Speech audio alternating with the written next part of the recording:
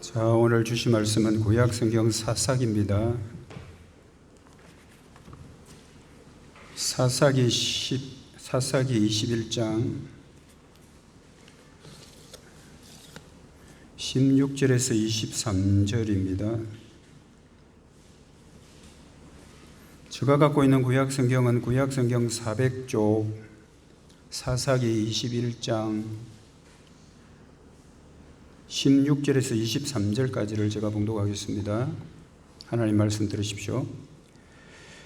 회중의 장로들이 이르되 베냐민 여인이 다 멸절되었으니 이제 그 남은 자들에게 어떻게 하여야 아내를 얻게 할까 하고, 또 이르되 베냐민 중 도망하여 살아남은 자에게 마땅히 기업이 있어야 하리니 그리하면 이스라엘 중에 한 지파가 사라짐이 없으리라.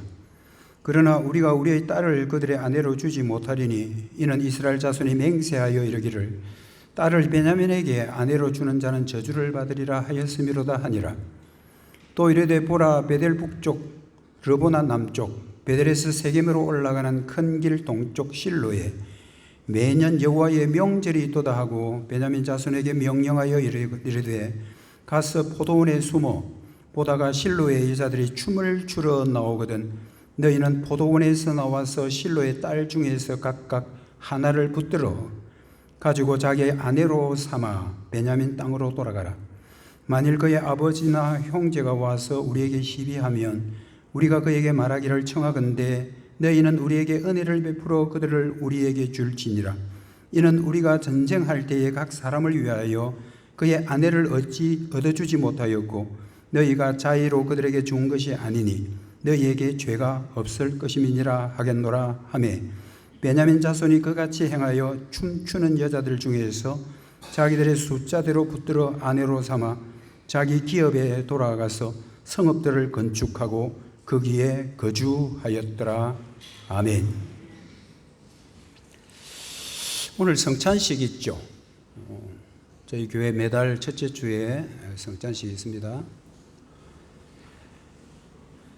그 성찬식은 제단이 아니라 식탁이다.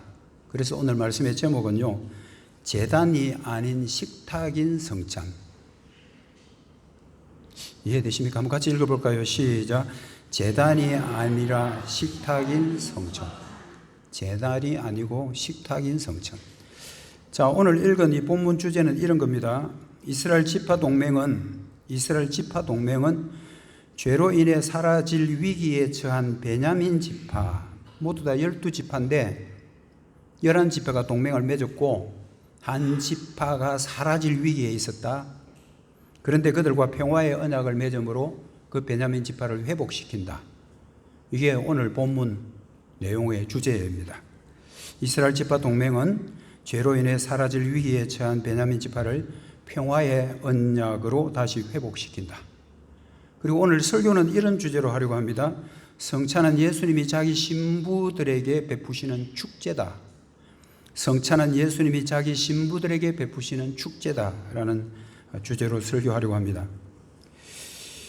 여러분, 이런 질문을 한번 해볼 테니까 속으로 한번 답을 한번 해보시겠습니까? 하이델베르크 교리문답 제80문에 이런 질문이 나와요. 천주교의 그 미사하고 기독교의 성찬과 어떤 차이가 있을까요? 물론 여러분이 천주교에 안 다녀보셨기 때문에 잘 모르겠지만 혹시 천주교 다니다가 오신 분도 계시겠죠? 그 천주교는 매주마다 미사라는 것을 지냅니다.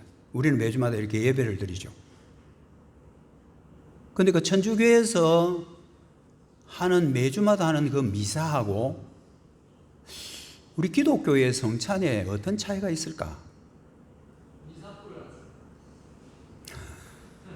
맞습니다. 우리 교회 성도의 답안은 전부 다 맞습니다. 그냥. 여러분들 천주교의 미사는요 이런 겁니다. 매주 미사를 드려야만 죄 사함을 계속 받을 수 있다는 거예요. 그게 천주교예요. 여러분, 천주교 장례식에 혹시 또 가보셨습니까? 천주교 장례식에 가면 굉장히 그 예배가 긴데 사실은 그 예배가 긴 게 아니고 계속 그 연도라는 걸 합니다. 한 팀이 가고 나면 또 다른 팀이 또 연도 연속해서 계속 기도를 하는 거예요. 왜 그렇게 해야 되냐면 그래야 그 영혼이 죄 사함을 받고 천국 갈 수 있기 때문에 연도라는 걸 합니다. 그래서 천주교 신앙이라는 거는 이 남아있는 사람들이 뭔가를 잘 해야 되고 또 살아있는 사람이 뭔가 큰 실적을 올려야만, 그렇게 올려야만 천국 갈 수 있다는 죄 사함의 그 확신이 많이 없는 사람들. 그러나 우리 기독교는 그렇지 않죠. 우리는 이미 예수 그리스도의 몸이 단 한 번에 우리의 죄를 사하여 주심으로 우리가 죄 사함을 받았고, 그 죄 사함을 받은 것은 바로 성찬을 누리면서 축제가 된다라는 것. 이게 기독교의 성찬과 그리고 천주교의 미사의 차이입니다. 그러니까 천주교의 미사의 예배라는 것은 하나의 제단이 되는 거죠. 왜? 제물을 바쳐서 죄 사함을 받아야 되니까. 그 제단이 되는 거지만 우리 기독교의 주의 만찬, 이 성찬은요, 바로 식탁이 된다. 이것이 큰 차이 중에 하나입니다. 사실 여러분 식탁만큼 기분 좋은 데가 없죠. 혹시 여러분들이 식사를 할 때 원수들하고 마주보고 식사하는 사람이 있습니까? 없잖아요. 식사는 1차적으로 평화의 관계 속에서 하는 것이 식사죠. 특히 우리 성도들, 또 여러분들 집에 가면 가족들도 함께 식사하잖아요. 그 안에는 평화가 있을 뿐입니다. 그 식사의 연장이 성찬이다. 그래서 식탁만큼 좋은 자리가 없는 것처럼 우리 기독교인들에게 참 좋은 자리는 바로 오늘 우리가 할 성찬입니다. 성찬은 그리스도의 피로 맺은 한 몸 된 성도들이 한 식탁에 둘러앉아 함께 즐기는 축제, 이것이 여러분 성찬입니다. 그런데 여러분들이 오늘 이 성찬에 관계된 말씀을 지금 전하려고 하는데 왜 본문이 구약의 사사기일까? 여러분 구약의 사사기하고 성찬하고 뭔가 좀 굉장히 밸런스가 안 맞는 것 같은 느낌 들지 않습니까? 그렇지만 오늘 본문은 사사기입니다. 여러분 사사기 중에 오늘 본문은 사실은요 19장부터 21장까지예요. 굉장히 길어요.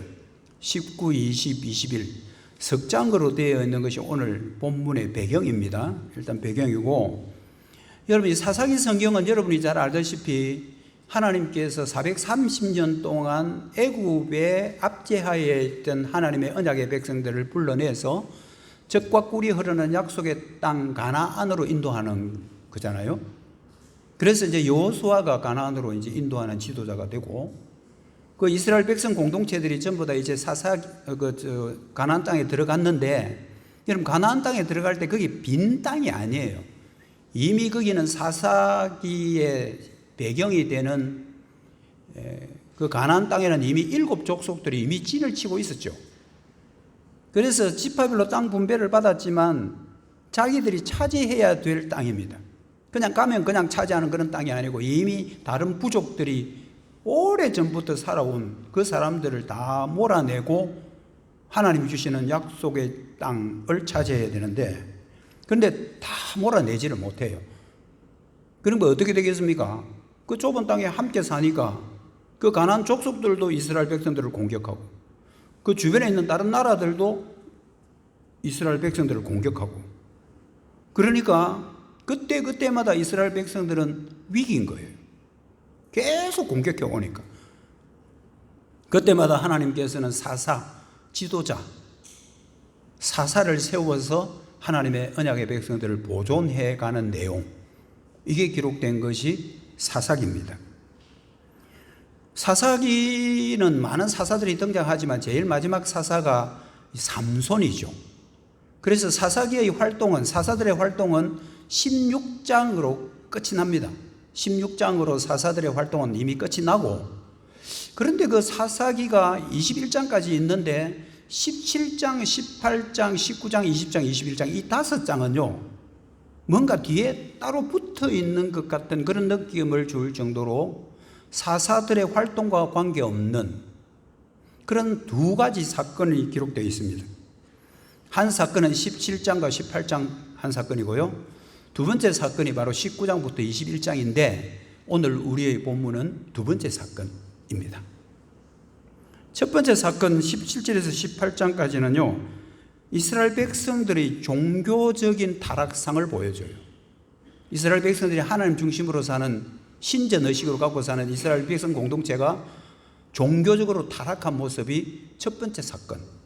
이제 두 번째 사건은 바로 도덕적 무질서, 질서가 없는 거예요. 질서가 없어. 그러니까 굉장히 부패한 이 두 번째 사건.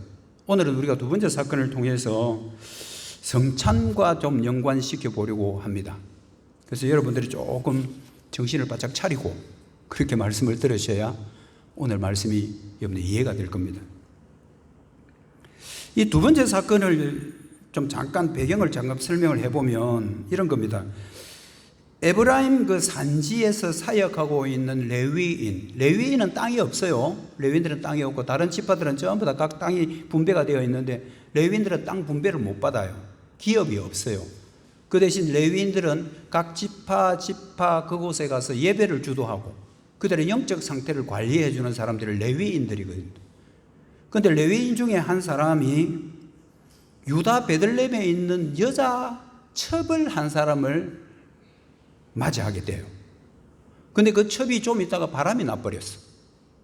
바람이 나가지고 자기 남편한테는 못 오고 자기 친정으로 가 있는 거예요. 유다 땅 베들레헴에 가서 거기서 4개월이나 집으로 돌아오지 않고 있습니다. 레위인은 기다리다가 못 기다리니까 이제 처가에 그 아내 첩을 데려오기 위해서 저 베들레헴으로 내려가요. 이제 처가에 베들레헴으로 갔는데 그 장인 있잖아요. 장인이 계속 레위인들을 하룻밤 더 머물고 가라, 하룻밤 더 머물고 가라, 좀 더 쉬었다 가라. 여러분들 혹시 아버지 어머니 집에 오면 하룻밤 더 자고 가라, 또 하룻밤 더 자고 가라 이렇게 하듯이 계속 하룻밤 더 자고 가라 해가지고 너무너무 시간이 많이 간 거예요. 왜냐하면 여러분들 곧 안식일이 있다고 오면 레위인이 자기가 해야 될 일이 있잖아요. 그래서 적어도 딱 5일째 아침 일찍이 출발을 해야 베들레헴에서 자기가 사역하고 있는 그 에브라임 산지까지 갈 수가 있는데 그때도 타이밍을 놓쳐버려요. 그렇게 해서 그냥 해질 무렵에 출발을 했다가 한 곳에 유숙을 해야 되는데 그 유숙한 곳이 어디냐 하면 바로 기브아라는 곳입니다. 베냐민 지파들의 땅 기브아. 여러분 기브아는 사울의 고향이 됩니다. 나중에 사울 왕이 있죠. 그 사울 왕의 고향이 기브아인데 그 기브아에 하룻밤 머물면서 엄청난 충격적인 사건을 당하게 됩니다. 그 사건이 뭐냐 하면 같이 데리고 오던 자기 첩이 그 기브아 사람들 불량배들에 의해서 강간을 당하고 결국은 그것으로 인해서 죽기까지 하는 엄청난 사건을 경험하게 됩니다. 그것으로 끝나면 되는데 11개 지파 동맹하고 베냐민 지파하고 전쟁이 일어나요. 안에 동족 상잔이라 그러죠. 같은 민족끼리 싸우는 거예요. 그렇게 해서 피비린내가 나는 동족 상잔의 역사까지 이어지는 이게 오늘 본문의 전체적인 배경입니다. 이런 도덕적 무질서 그리고 이 부패가 왜 이렇게 횡행했을까? 이유가 여러분 뭘까요? 그것은 성경에서 답을 정확하게 하고 있습니다. 19장 1절에 보면 이스라엘의 왕이 없을 그때에 사사기의 특징이 뭡니까? 이겁니다. 이스라엘의 왕이 없으므로 인간이 소견대로 행한다. 여러분 지도자가 없으면 어른이 없으면 자기 마음대로 해요. 어른이 없으면 지도자가 없으면 자기 마음대로 하는 거예요. 지금 사사시대의 특징은 아직까지 왕이 세워지지 않았기 때문에 그때마다 임시적으로 사사가 왕 역할을 하긴 했지만 그 사람들은 왕들이 아니에요. 그러니까 계속 적군들의 공격을 받고 무질서해지고 자기 것 따지고 이기주의에 빠지고 타락하고 그러니까 이런 레위인이 첩을 축첩이라 그러죠. 여자를 몇 명을 데리고 있고 또 그것을 강간을 하고 살인을 하고 너무 무질서한 이 이유는 이스라엘의 왕이 없기 때문이라고 성경은 분명하게 말씀하고 있습니다. 여러분, 저와 여러분의 우리 삶 가운데 우리의 참 왕이 안 계시면 우리도 마찬가지입니다. 우리도 크게 자유롭지 못합니다. 레위인은 베들레헴에서 첩을 이제 데리고 오다가 하룻밤 묵기로 한 그 베냐민 지파의 땅 기브아에 도착했습니다. 그런데 마땅히 잠잘 자리를 찾지 못하고 있었는데 마침 레위인 자기가 활동하고 있는 에브라임 출신의 한 노인을 만나게 됩니다. 그 사람은 본래 에브라임 출신이지만 베냐민 땅에서 사는 사람이에요. 그 노인의 집에 가서 유숙하게 됩니다. 밤 늦은 시간에 그 기브아에 사는 불량배들이 그 노인의 집에 와서 땡깡을 부리기 시작하는 거예요. 조금 전에 너희 집에 들어갔던 레위인 그거 끌어내라는 거예요. 레위인 그걸 밖에 우리한테 내주라는 거예요. 이건 레위인 남자예요. 그 불량배들이 찾아온 사람들도 남자들이에요. 이게 얘는 뭐예요? 동성애예요, 동성애. 동성애는 오늘날의 문제만이 아니에요. 이미 그전부터 동성애의 문제는 다 불거져 있었습니다. 죄악된 본성을 갖고 있는 인간은요, 갈수록 악해지는 게 아니고 이미 악한 존재들입니다. 이렇게 기브아 그 불량배들이 그 레위인을 내놔라는 거예요. 그러니까 노인은 절대 안 된다. 우리 집에 온 손님을 어디 함부로 내놔라 그러나 차라리 내 딸을 내줄게. 근데 딸은 싫다는 거예요. 레위인 끝까지 내놔라는 거예요. 그렇게 하니까 레위인이 생각도 못하고 어떻게 결정을 하느냐 하면 자기가 데리고 있던 첩을 그냥 집 밖에 내보내버립니다. 그러니까 그 사람들이 밤새도록 그 첩을 윤간을 하고 결국은 그 첩이 죽죠. 비참한 사건이에요. 그래서 자기 그 시체를 안고 레위인은 자기의 사육지로 돌아가서 자기 그 첩 시신을 토막을 내요. 그렇게 해가지고 각 지파별로 토막난 시체를 하나씩 전부 다 보냅니다. 그 흩어져 있는 이스라엘 지파들이 이걸 보니까 이 도대체 무슨 일이냐? 도대체 누가 이렇게 무질서한 악한 짓을 했냐? 그러니까 베냐민 지파가 했다거든. 그러니까 11개의 지파가 동맹을 맺고 11명의 지파가 그 베냐민 지파를 응징하기로 결정을 합니다. 그렇게 해서 이제 드디어 전쟁이 터지게 되는데 여러분 11개 지파하고 한 지파하고 싸우면 누가 이기겠습니까? 1번 한 지파가 이긴다. 2번 11지파가 이긴다. 1번일까요? 2번일까요? 2번이라고요? 예, 2번. 당연하죠. 그래가지고 베냐민 지파가 완전히 초토화되어 버립니다. 성경에 한번 볼까요? 사사기 20장 48절에 보면 이스라엘 사람이 베냐민 자손에게 돌아와서 온 성읍과 가축과 만나는 자를 다 칼날로 치고 닥치는 성읍은 모두 다 불살랐다. 아이든 여자든 누구든지 베냐민 지파는 다 죽이고 그 성읍들은 모두 다 불질러 버렸다. 굉장히 악하죠. 여러분들이 지금 이 말씀을 들으면서 그놈들 그 악하네 그놈들. 여러분 인간이 악합니다. 인간이 얼마나 악한지 모릅니다. 여러분 영화 같은 거 보면 굉장히 악한 짓 많이 하잖아요. 그러면 저거 영화겠지. 아닙니다. 현실입니다.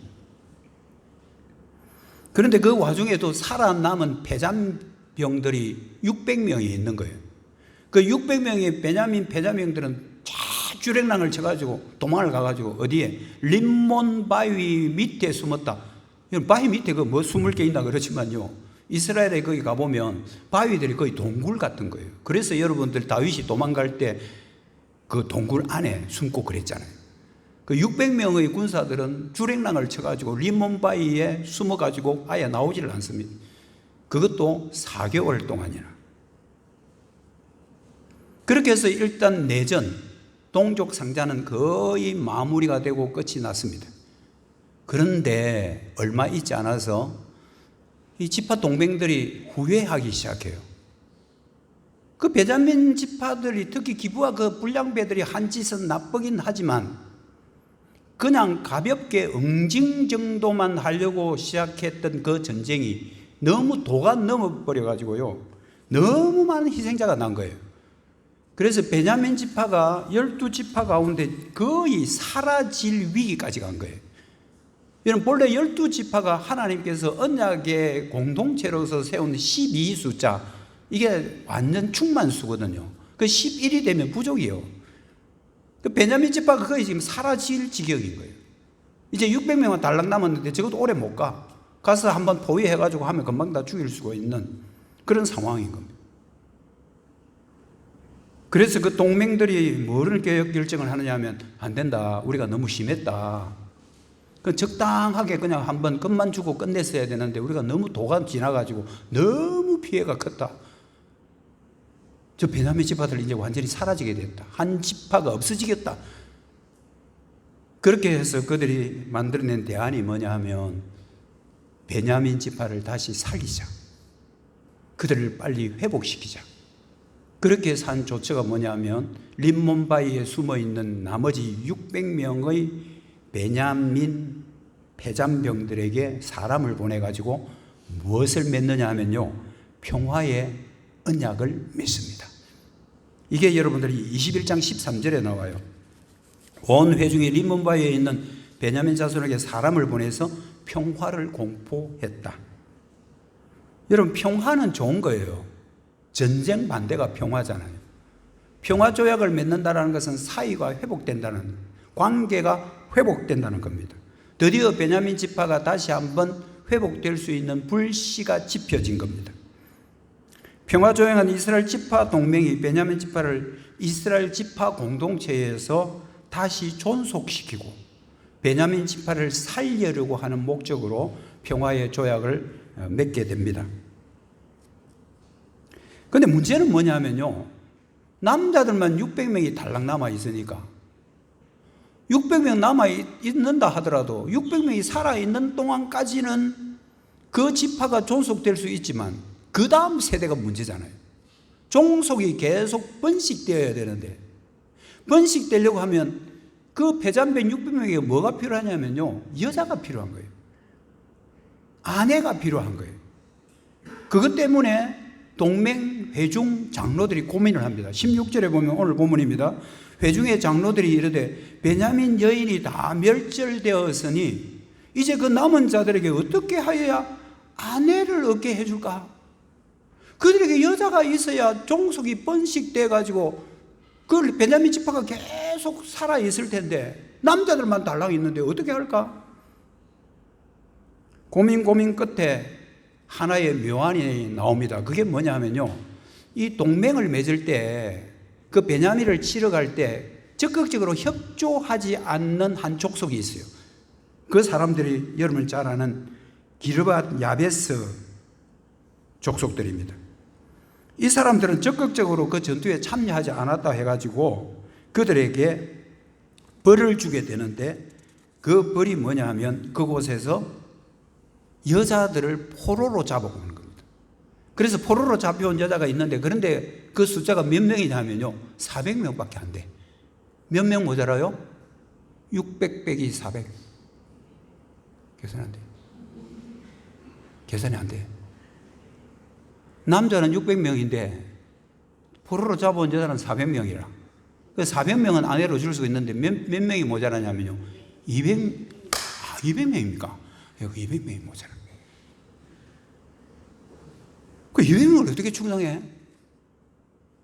600명이 딱 채워져야 이제 이 사람들이 가서 아기도 놓고 그렇게 해야 베냐민 지파가 다시 확 살아날 텐데, 물론 400명 갖고도 되지만 200명 달랑 남아두면 안 돼. 600명을 채워야 되잖아요.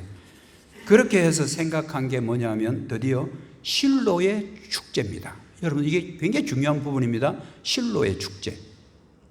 여러분 19절에 보면 보라, 베델 북쪽, 르보나 남쪽, 베델에서 세겜으로 올라가는 큰 길 동쪽 실로라는 곳에 매년 여호와의 명절이 있다.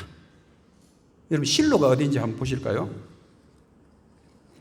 자, 여러분들 그 밑에 보면 베델이라는 데가 있고요, 베들레헴 있고 예루살렘, 그리고 베냐민 지파들이 있는 그 위에 바로 베델이 있고, 베델 위에 저 위에 세겜이 있고요. 베델에서 세겜으로 쭉 올라가는 길 동쪽 편에 있는 게 실로다. 여기 실로입니다.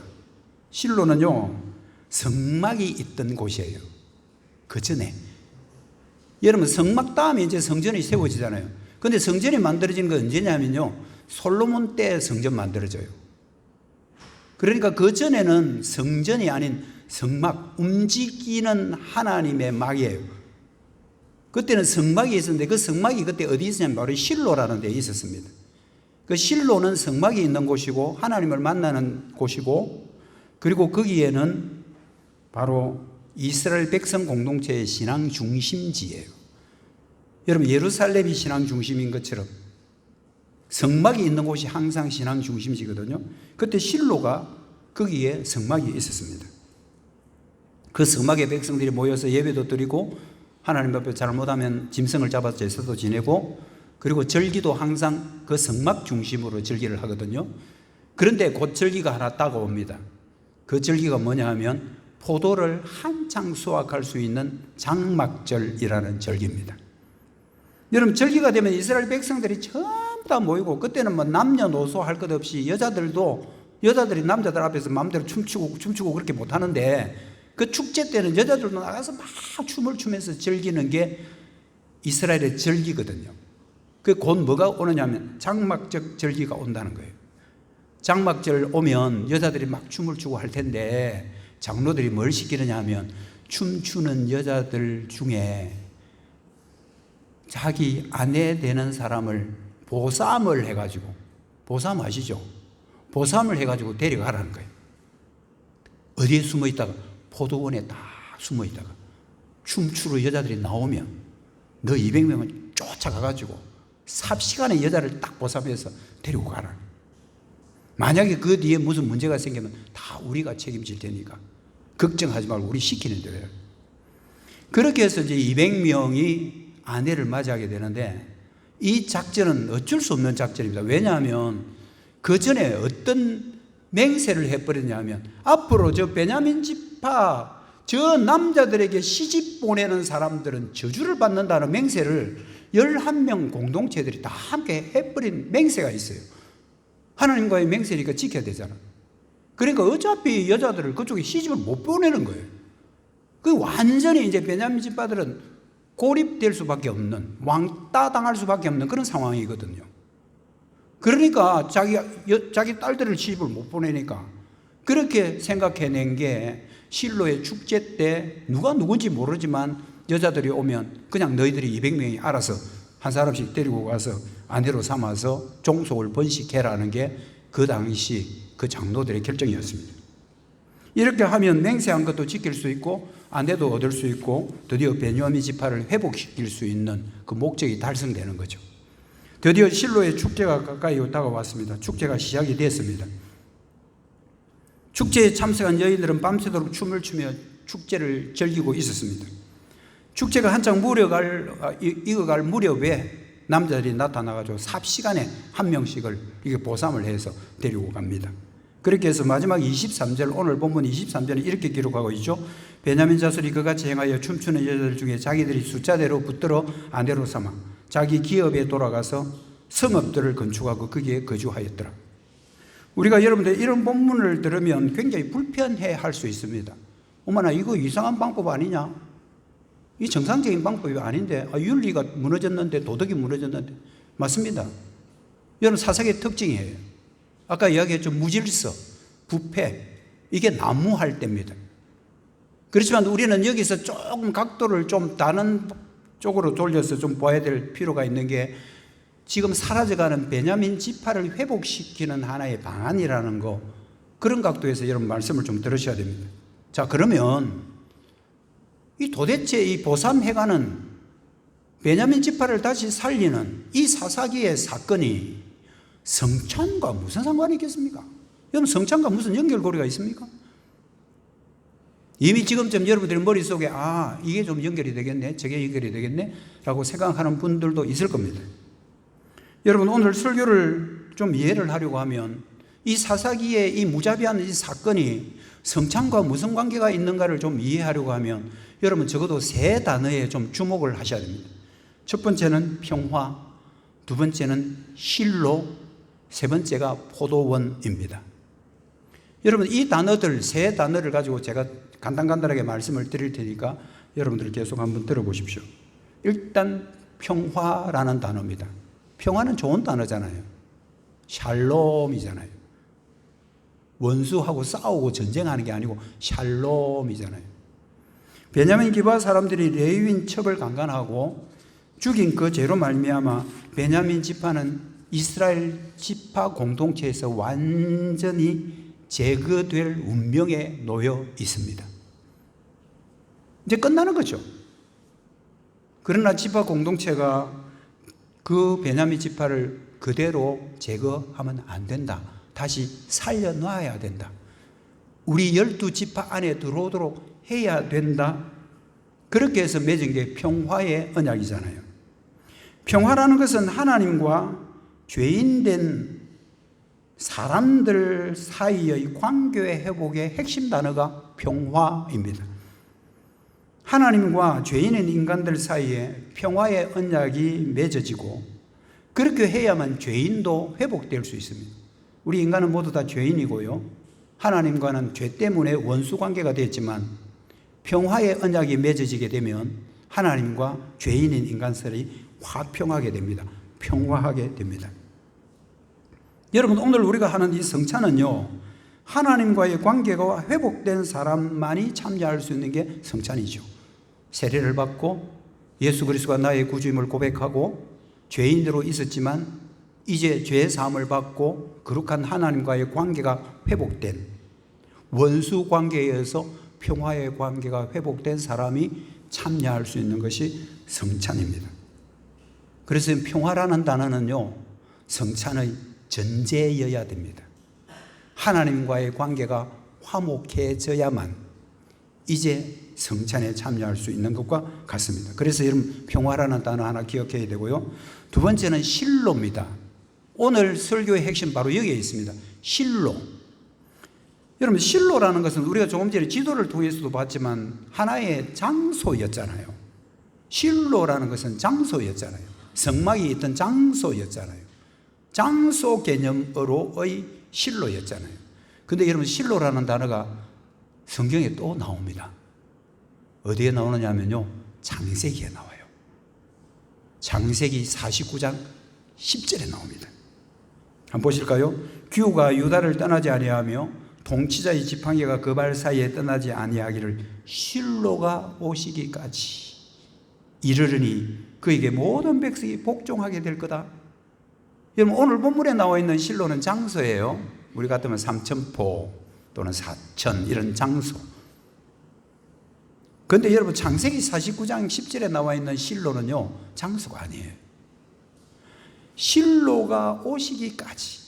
이게 무슨 말이냐면 창세기 49장은 야곱이 이제 죽으면서 이스라엘 이름을 가진 야곱이 죽으면서 자기 12명의 아들에게 축복하는 내용인데 그 가운데 네 번째 아들인 유다에게 축복하는 내용이에요.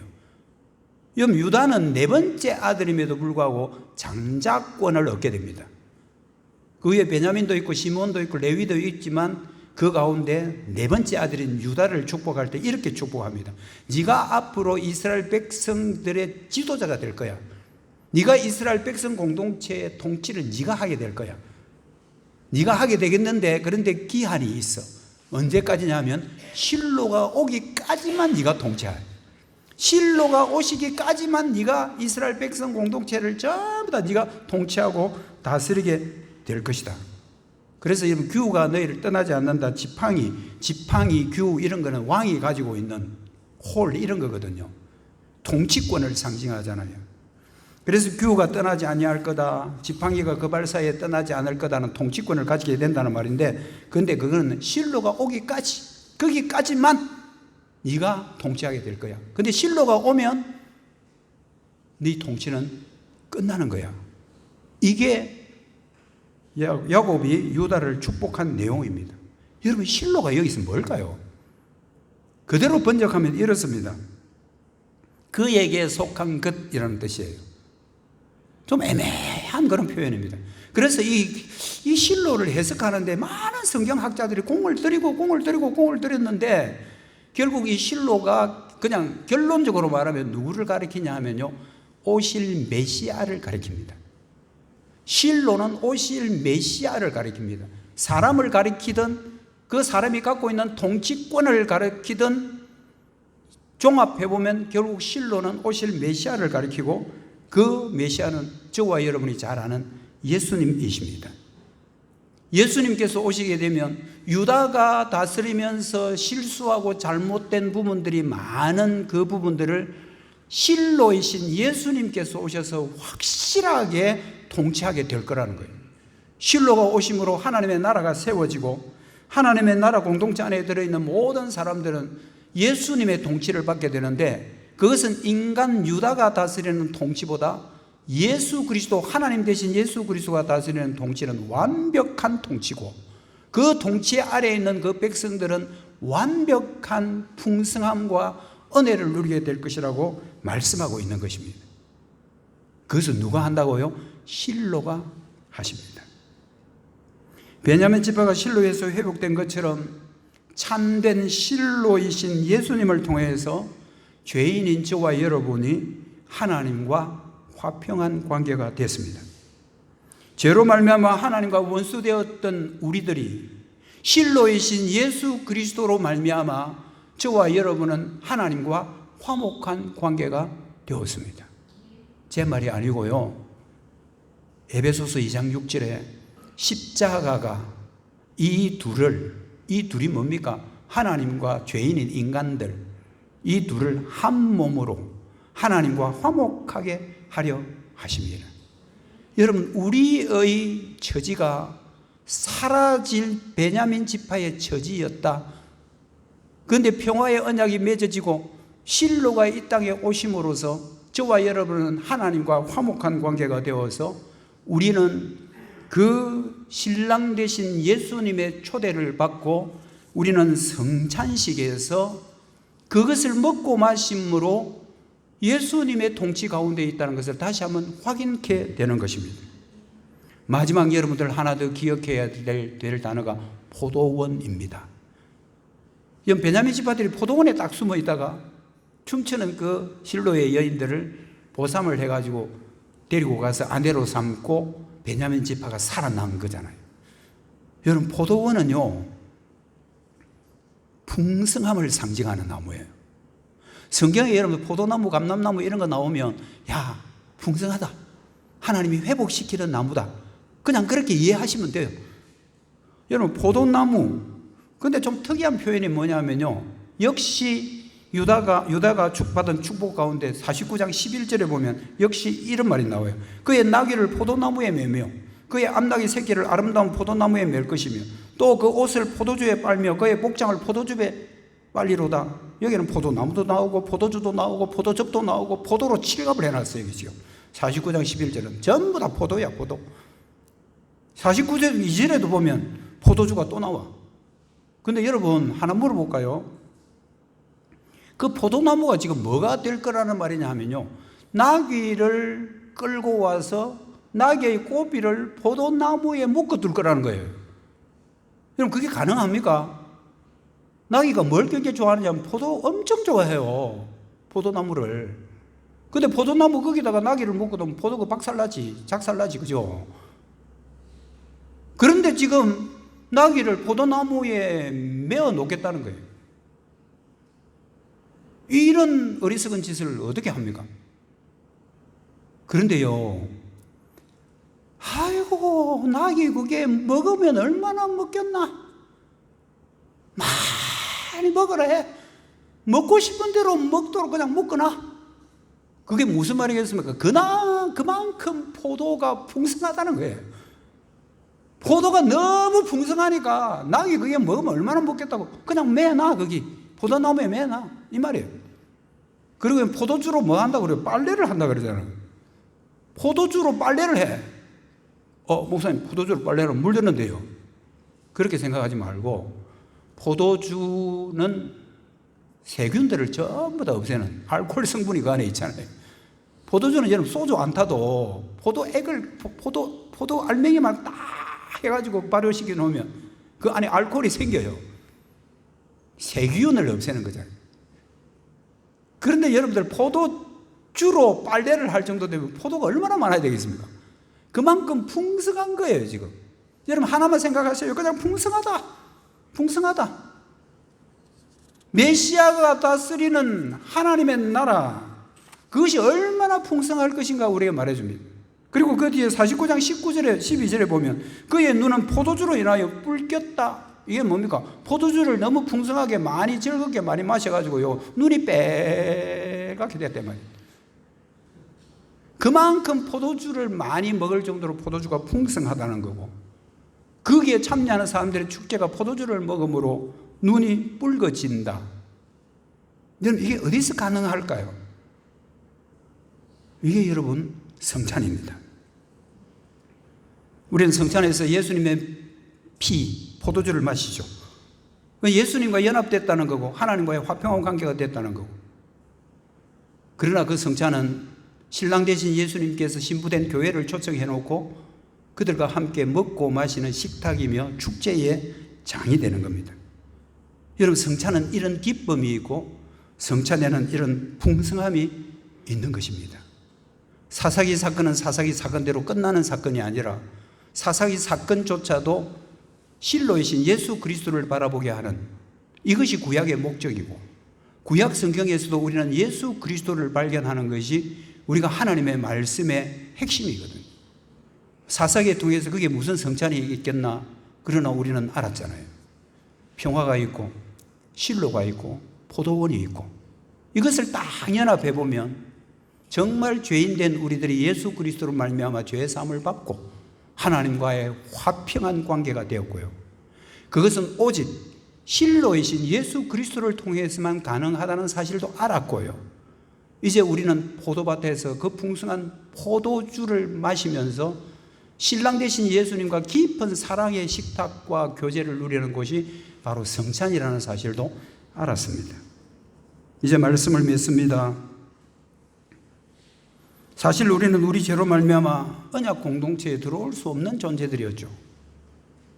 그런데 하나님께서 먼저 우리에게 손을 내밀어 죄인인 우리들과 화평의 언약을 맺었습니다.